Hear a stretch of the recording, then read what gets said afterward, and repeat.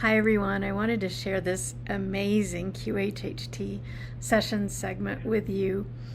And in this session segment, my client is unraveling some experiences with another life.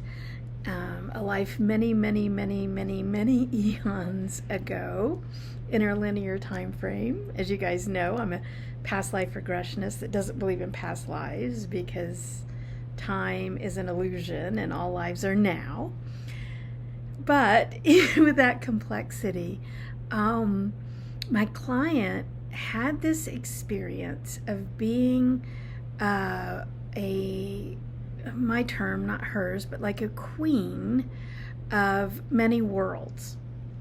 And so she was female in that other life, and she was the leader of many different worlds.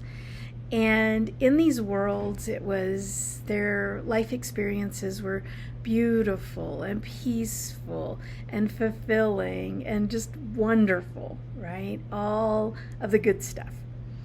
And she was, in that life, she was the queen, the lead, when the worlds were destroyed. And they were destroyed by, quote unquote, evil. And so we have to kind of unpack that word. It has a lot of weight for humans in the world today. And what we find out is, so she had this awareness of this other life before she came in to her QHHT session. And we wanted to explore that. She wanted to better understand what was going on. And we find out that this moment in time in the universe was the moment that duality was created. So listen in to this QHHT session segment as we understand what was going on at the moment of the creation of duality. And when you stop and think about it, duality had to start somewhere and somehow, and someone had to be the leader of the good and the leader of the evil at that moment when duality happened.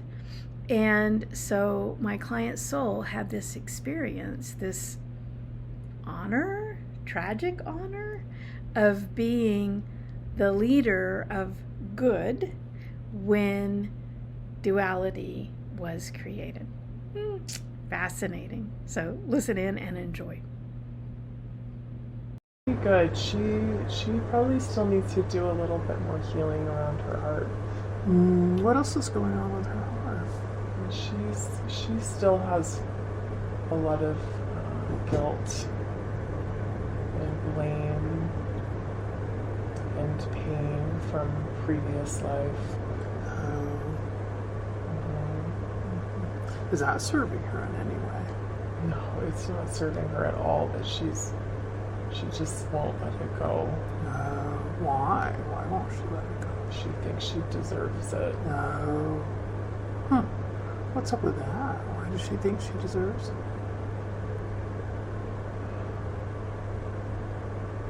Because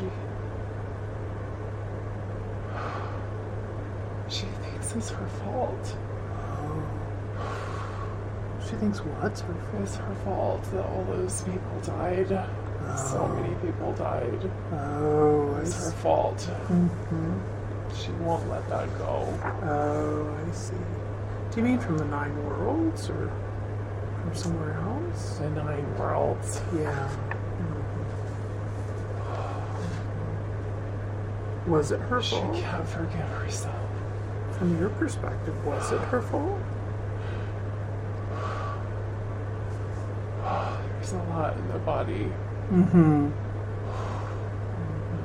No, there is nothing. It was unavoidable. Yeah. There was nothing she could do. Yeah, of course. There was nothing she could do. It was unavoidable. She could not have done anything. There was no act that could have changed anything. She could not have changed anything. And it was tragic. It was terrible. It was unspeakable. It was unspeakable.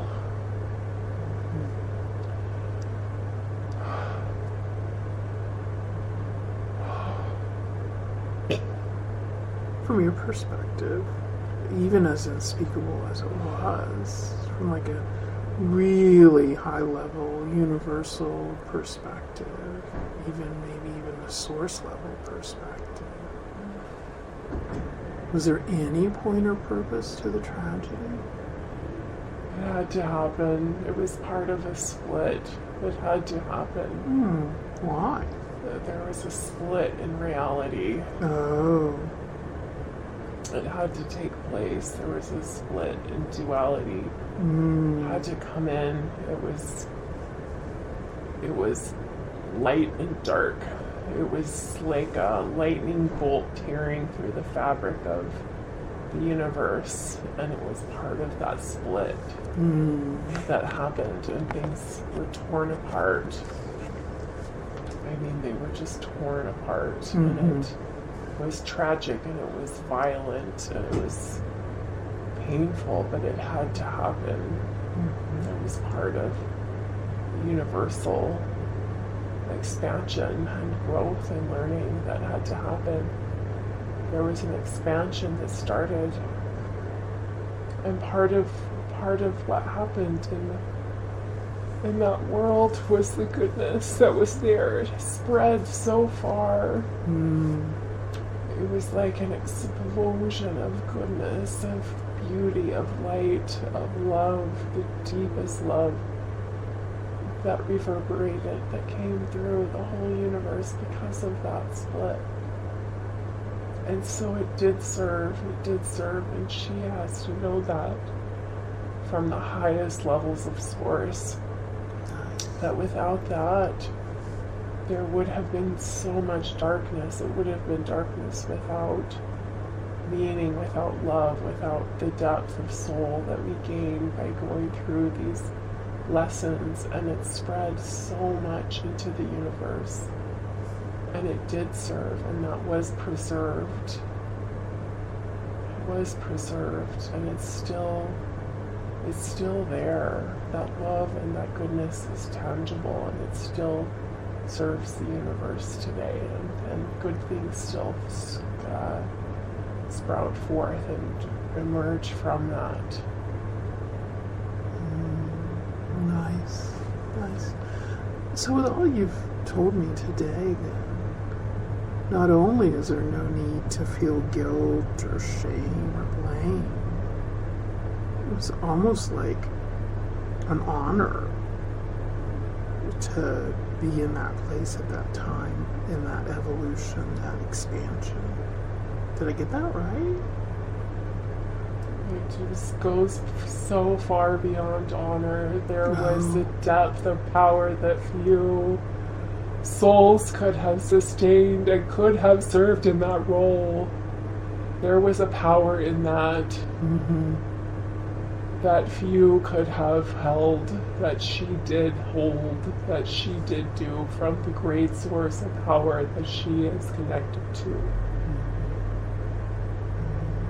And so she had served very well. She served that well.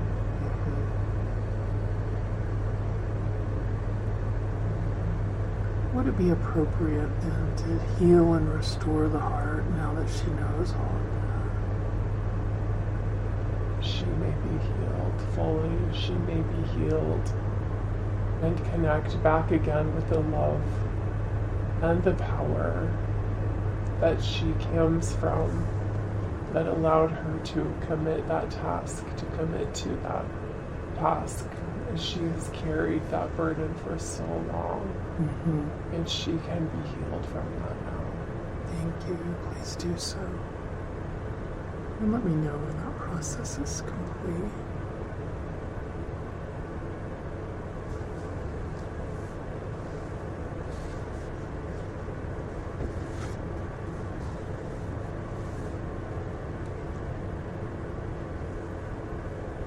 We are ascending through a molecular change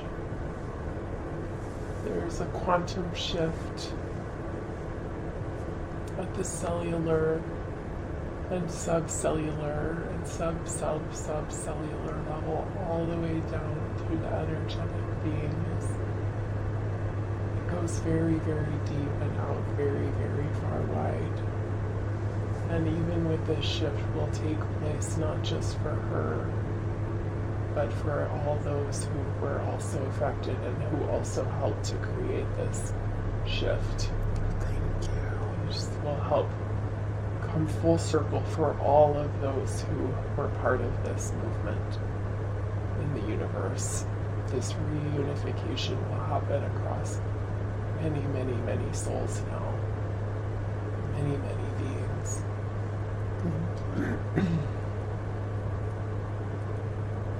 What will she notice?